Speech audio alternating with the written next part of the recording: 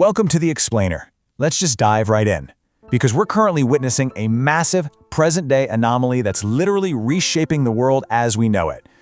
For the first time in over 50 years, the United States is being openly threatened by one of its closest allies. The UAE, a foundational member of the OPEC oil cartel, has actively threatened to dump American assets. It's a high-stakes geopolitical standoff. And to really understand how we got here, well, we have to follow the money. $2 trillion. Let that sink in for a second.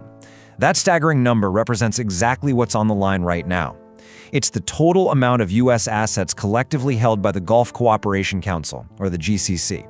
We're talking stocks, treasury bonds, the whole shebang. It's an absolute mountain of financial leverage sitting right there in the Middle East. Now, the question that's striking absolute terror into the heart of the global financial system is this: what happens if they just sell it all at once? Well, the U.S. Treasury essentially admitted that a coordinated, disorderly sale of these assets would completely destabilize U.S. markets. I mean, it would be a total doomsday scenario. And to prevent that exact nightmare, the U.S. Treasury had to urgently grant what are called swap lines to the UAE. They practically handed them a lifeline of cheap dollars just to ensure they didn't hit the sell button on that $2 trillion stockpile. Section 1. A threat to the dollar. To really wrap our heads around the sheer leverage the Gulf states hold in this geopolitical chess match, we have to understand the inciting incident. So, the recent war involving Iran triggered a sudden, massive global energy crisis. The UAE, feeling the economic squeeze, issued a pretty stark warning. If they run short on dollars amid this conflict, they'd be forced to start pricing their oil in Chinese yuan and potentially sell off their U.S. assets. And they actually backed up this threat with an unprecedented move, announcing their withdrawal from OPEC. How did the U.S. respond? Emergency swap lines to maintain order. It was a direct, undeniable flex of leverage for cheap dollars. Section 2. The Petrodollar system explained. So, why does pricing oil in dollars matter so much? To answer that, we have to travel back 50 years to the hidden foundation of our entire financial system. Back in 1971, President Nixon closed the gold window. Almost overnight, the US dollar went from being backed by gold to being pure paper. Now think about it. If you're a country sitting on finite, highly valuable oil, why on earth would you trade it for infinite paper? You wouldn't, right? So in 1974, Secretary of State Henry Kissinger flew to Saudi Arabia and struck a secret 50-year deal. A deal that was actually only fully revealed by a Freedom of Information Act request in 2016. And here is the kicker. In 2024, that exact 50-year agreement officially expired. Let's break down the exact definition of what Kissinger built. It's called the Petrodollar system. It works like this. Saudi Arabia agrees to price its oil exclusively in US dollars. Then they take those dollars and recycle them by buying US Treasury bonds, effectively lending the money right back to America. In return, the US provides military protection. This genius arrangement created a permanent, structural, global demand for the US dollar. Every country needs oil, so automatically every country needs dollars. And OPEC basically acted as the enforcement agent, manipulating oil supply just to ensure the whole system held together. Section 3. The Strait of Hormuz choke point. But what happens when the physical flow of that oil just stops? The Gulf states are panicking right now, because the Strait of Hormuz handles roughly 20% of the world's entire daily oil and gas supply. Ships from Saudi Arabia, the UAE, Kuwait, and Iraq absolutely have to pass through this narrow, physical choke point. So when the conflict with Iran led to the closure of this strait, it completely severed the exact economic lifeline that the petrodollar system was built around. Let's break down the mathematical crisis and the domino effect playing out right now. Step 1. The strait is closed. Step 2. Gulf state oil exports absolutely plummet. Step 3. Because of this massive suppression, an economist calculated that Saudi Arabia would now need oil at a staggering $170 a barrel just to cover its basic government budget. Obviously, they aren't getting that.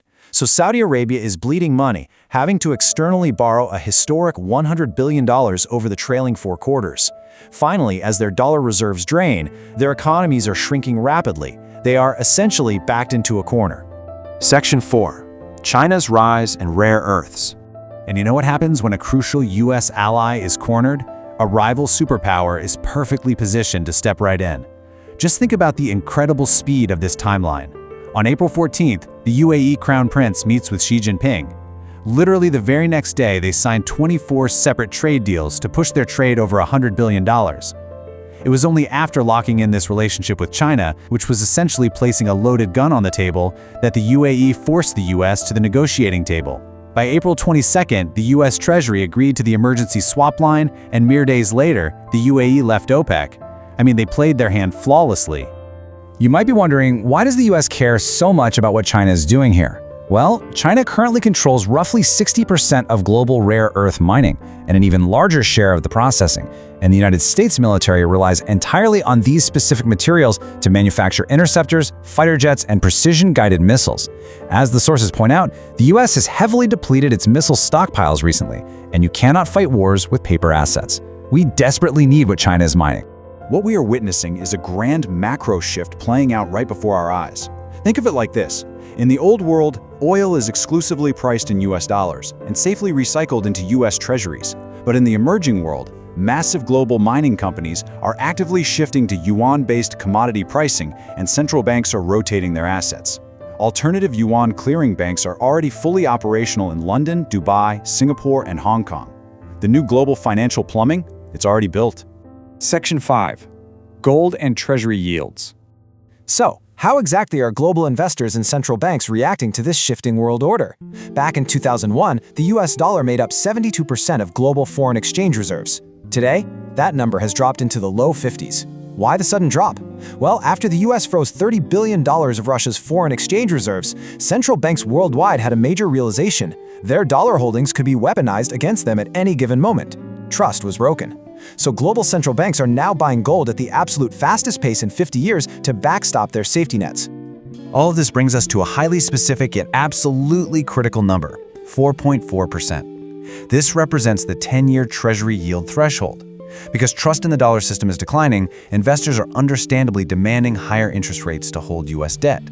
Now, when the yield hits 4.4%, the US bond market begins to violently dysfunction. At this rate, the US government genuinely struggles to borrow at manageable levels, and that threatens the entire domestic economy. So the crucial takeaway here is how this economic reality strictly dictates foreign policy. Impartially looking at the data from March, it's fascinating. Every single time the 10-year yield touched that 4.4% threshold following talks of military escalation in the Middle East, political leaders immediately backed off. Strikes were paused. Peace talks were suddenly highlighted. Investors demanding higher yields are effectively forcing the US to step back from military action just to protect the bond market from a complete meltdown. Section 6. The economic fallout. Let's bring this global thriller right back home. You might be sitting there asking, why does a closed strait halfway across the world actually matter to me? Well, the Strait of Hormuz doesn't just handle oil, it handles roughly 1/3 of the world's synthetic fertilizer trade. According to the data, this specific fertilizer trade supports the feeding of 3.5 billion people. When that strait is closed, it directly results in surging food and fertilizer inflation right at your local grocery store. It's a complex economic conflict that hits our wallets directly. And this poses a direct danger to your investments, too. Consider the Luke Gromen Adjusted Buffett Indicator. It measures stock market valuation adjusted for federal debt. Over the last 70 years, it has only exceeded 100% at 3 specific points: the peak of the 2000 dot-com bubble, the 2021 everything bubble, and right now. The previous 2 times we hit this critical level, markets plunged anywhere between 25 and 47%, taking years to recover. So I want to leave you with this final provocative thought. Right now, the stock market is pricing in absolute perfection, an AI productivity boom, and a rapid, peaceful end to global conflicts. But as we've explored throughout this explainer, the reality on the ground is a fragile petrodollar, drained military stockpiles, major inflation risks, and soaring debt yields.